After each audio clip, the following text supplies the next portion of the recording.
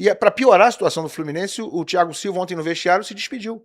Disse para todo mundo, ó, hasta la vista, tô indo embora. Que atuação. Vai ficar com a família dele, lá na Inglaterra. Eu entendo, o filho dele assinou contrato com o Chelsea. O filho dele tem 17 ou 18 anos. Quase a idade do Ryan. Pois é. E do Riquelme. Cara, e o Thiago cansou de jogar com o Freitas do lado dele, sabe? Deve ser, né? Cansou de ver o Everaldo lá tendo que resolver o que ele consegue resolver lá atrás, ficar salvando. O que eu vi o Thiago Silva foi absurdo gritando com os jogadores do Fluminense ontem. Jogou um absurdo ontem. Eu nem acho que ele tenha jogado. Nem acho que ele joga absurdo todos os jogos, ele tem 41 anos. Mas o que ele jogou ontem, o que ele jogou em momentos cruciais da temporada, um absurdo. Não dá pra culpar o Thiago Silva de querer ir embora. O Fluminense ainda tá tentando convencer ele a ficar, ainda diz que vai tentar convencer. Eu acho muito difícil. Família, né? Muito difícil. Família, ele cansou. Ontem era a chance real. Sim. Esse fim de ano era a chance real dele conquistar algo relevante com o Fluminense. Ele não vai ter chance de conquistar nada muito relevante até o primeiro semestre do ano que vem.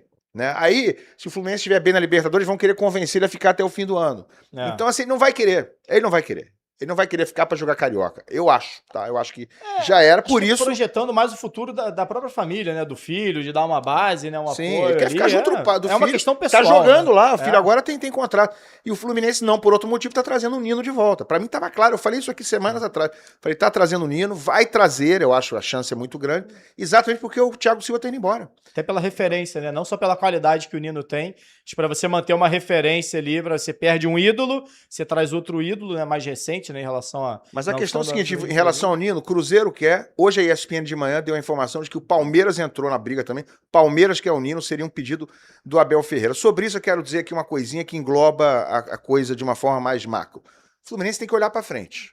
O Fluminense tem que virar a página e de uma vez por todas entender que 2023 acabou, estamos quase em 2026. Esse negócio de ter fixação de trazer jogador de volta, tipo o Nino, que seria muito bem-vindo, é bom jogador, seria uma boa contratação, mas não pode ser uma fixação.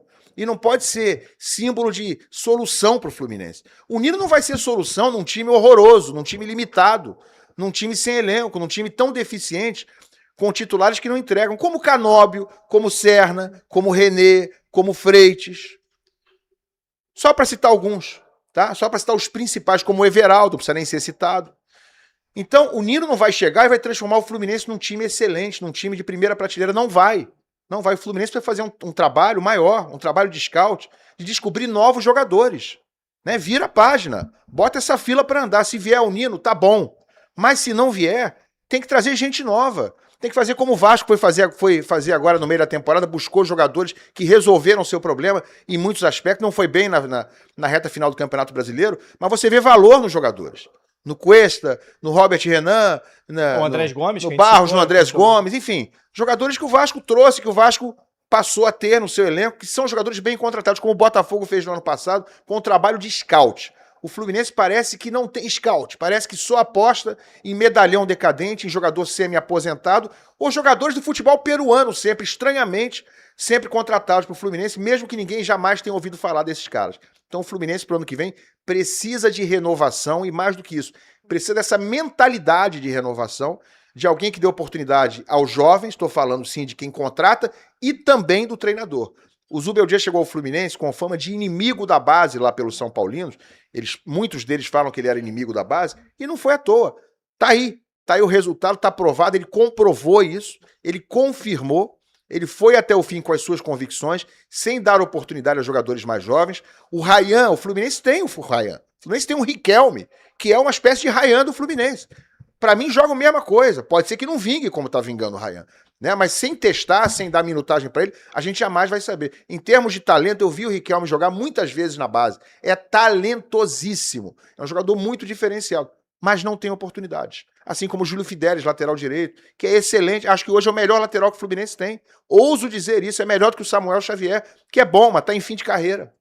Então, sem renovar, sem dar oportunidade, sem arejar o ambiente, e isso passa pelo treinador, eu não vejo futuro para o Fluminense em 2026, não. Mesmo na Libertadores, com esse elenco, com essa base, com essa mentalidade, vai fazer vergonha. E eu, infelizmente, não consigo ver no Zubeldia a pessoa certa para fazer essa renovação. Garone. Ô, Ilan, queria falar, você comentou sobre o Ryan, sobre a questão do Riquelme e do Ryan. Para mim, o Ryan vai ser a maior venda da história do Vasco. O Ryan tem tudo para ser a maior venda da história do Vasco. Porque o Ryan tem capacidade técnica, tem força física, é jovem ainda, 19 anos de idade. Personalidade demais. Personalidade, ele é alto, ele é canhoto. Se eu não me engano, 10% da população é canhota, então é difícil você conseguir jogador canhoto. Ele faz mais de uma função, pode jogar pela direita, pode jogar pela esquerda, por dentro, pode jogar como centroavante. O Ryan já jogou de lateral esquerdo na base, inclusive, durante um período, assim como o Adriano Imperador na base também jogava como lateral, que muita gente compara os dois em muito momento por conta do porte físico e tudo mais. Eu acho que vai ser a maior venda da história do Vasco se ele continuar nesse ritmo. E outra coisa, ele tem cabeça. Ele tem uma estrutura familiar, o pai dele foi jogador do Vasco, então já conhece muito desse mundo do futebol. É um garoto que é blindado, você nunca viu nenhuma polêmica com o Ryan fora do campo. Sempre que o Vasco acabou de renovar o contrato dele, inclusive, acho que até 2028, até se eu não estou de enganado, 28. final de 28. Que você não vê nem problema para renovar, porque ele tem um carinho muito grande com o clube. Tem jogador que chega perto e já está pensando em ir para a Europa. Ele não, faz mais uma renovação de contrato, claro, com aumento salarial, com aumento de multa, foi valorizado dentro do clube e ele também valoriza muito o que ele tem dentro do clube.